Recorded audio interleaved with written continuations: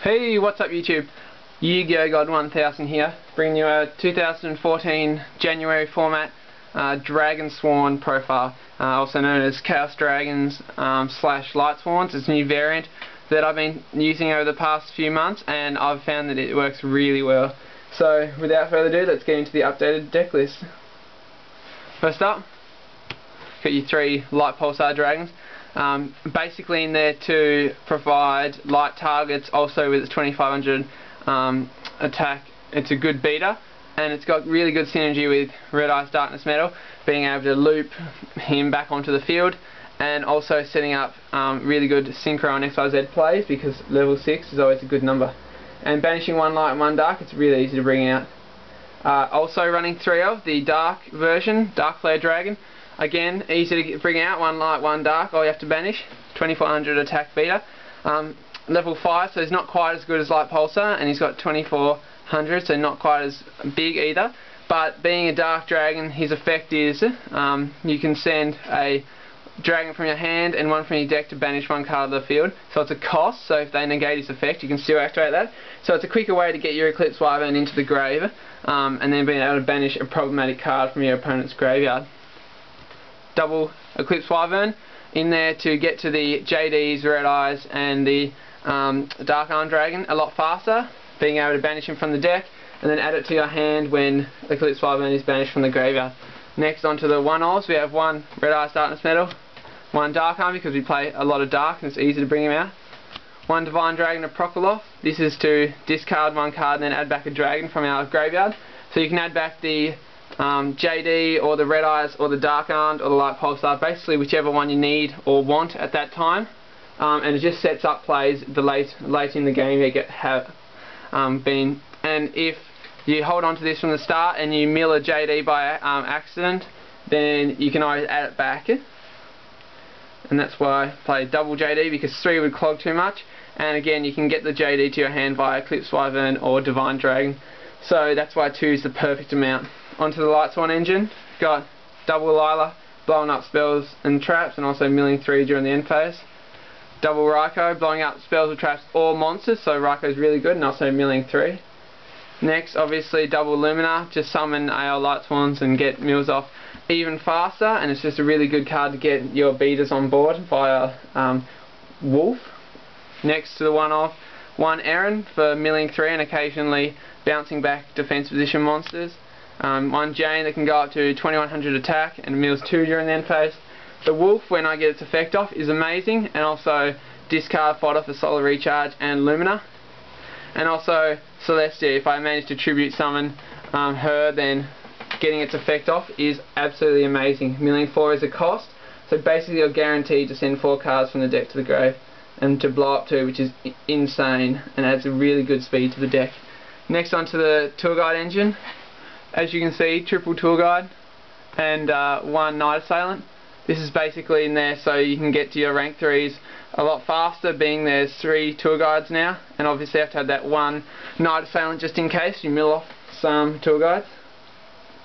And it's also dark targets, which is really good. Next you got double Plague Spreader, which opens up amazing synchro plays in the deck, and also how Beazle, King of Dark Dragons, is coming out, and I can't wait to get my hands on that, because Plague Spreader and Light Pulsar makes that easy as. Double Chaos Sorcerer, Beat Stick, but mainly used for its effect to banish, so it's one of those boss monsters that can get over problematic cards, and it puts pressure on your opponent if you drop 1 or 2 of these. And obviously the BLS, probably the best, apart from JD, probably the best monster in the deck. Being able to top deck this for game is pretty scummy, but it's out, it's not banned, so why wouldn't I use it? And it's a light target, and its effect is just all around really good. Next to the hand traps, 1 Trag, 1 Gauze, just to stop the OTKs. Trag can get up pretty high attack, and Gauze obviously getting a token on the board with him as well, putting up like a wall if you want. Dragoti is good level manipulation for XYZ and Synchro plays, but I bumped it down from 2 because I have double Chaos Sorcerer now. And obviously the 1 Honest, because it's a Chaos deck, so you'd be silly not to run it. That's it for the monsters. There's 35 monsters, and they're all either light or dark. so it makes the meals really consistent. And the 5 spells I run are for pure speed, and they are 3 solar recharge. As you can see, it's basically speed through your deck 4 cards, and it's really good. Next, the Charge of Light Brigade, either meals through your deck 6 or 7 if you have the solar recharge as well, that you can discard the one you add. And also the one allure, just to add extreme speed to the deck, and that's basically how this deck works, is you speed through your deck and mill as many as you can, and then just basically drop your hand and drop massive boss monsters on your opponent and OTK them mid to late game. And it's really good at holding on, so you can also put a lot of pressure on them this way. So for the main deck, there's 40 cards, and it's just the perfect amount. Onto the rank 3 XYZs. We've got a Zenmaines, Leviair and Leviathan. Basically, Zenmaines for your wall, Leviathan is just for a beat stick, and it's also a dragon, so you can bring out Red Eyes via it. And Leviair is really good to bring back an Honest or an Eclipse Wyvern that you've banished for a Light Pulsar or a Chaos Sorcerer or something like that, and then you can just abuse the effect, having Honest either bouncing it back to your hand, or if it's an Eclipse Wyvern, banishing it for a Red Eyes, and just opening up extreme OTK plays. Next, onto the rank 4s, we just got a Utopia, Maystroke and Constella Omega.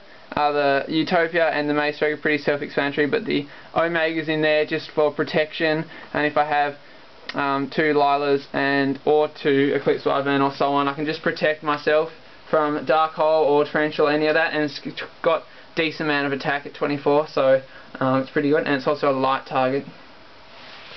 Next, got the one Volcasaurus for the Dark Flares that I can go into if I want, and it's just really good at setting up OTK plays because it deals massive amounts of damage depending on how big the opponent's monster is, and then you can just overlay Gaia Dragon and swing directly, which is broken, so that's why I love Volcasaurus in there. Next, for the rank 6s, you've got a Photon Strike Bouncer and an Exobeetle. Again, Exobeetle's there to get over your problematic monsters or face up spells or traps. And Photon Strike Bouncer just slows down your opponent a lot, being as though you've got 2 effect value that also burns, so it's really handy. And also they're light and darks as well for more targets. And obviously the one Gaia Dragon to round that up, because I do run rank 5s and 6s. Next, onto the Synchros. We've got the HCC Psymoth.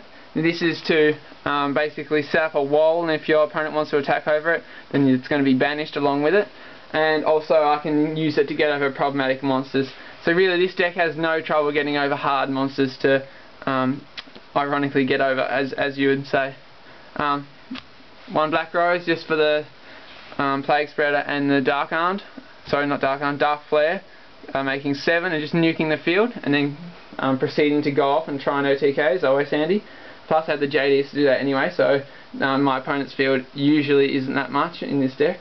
Next, onto the rank 8s, so level 8s, because I can make them the easiest, is the Scrap Dragon, the Crimson Blader just for shutting down your opponent, and to round it up, the Stardust Dragon. Now what's really good in the deck, that Stardust and Scrap are both dragons obviously, so I can bring them out late game with Red Eyes Darkness Metal, which is always good to put pressure on your opponent, and they don't expect it when you go Red Eye effect, target Stardust, bring it back.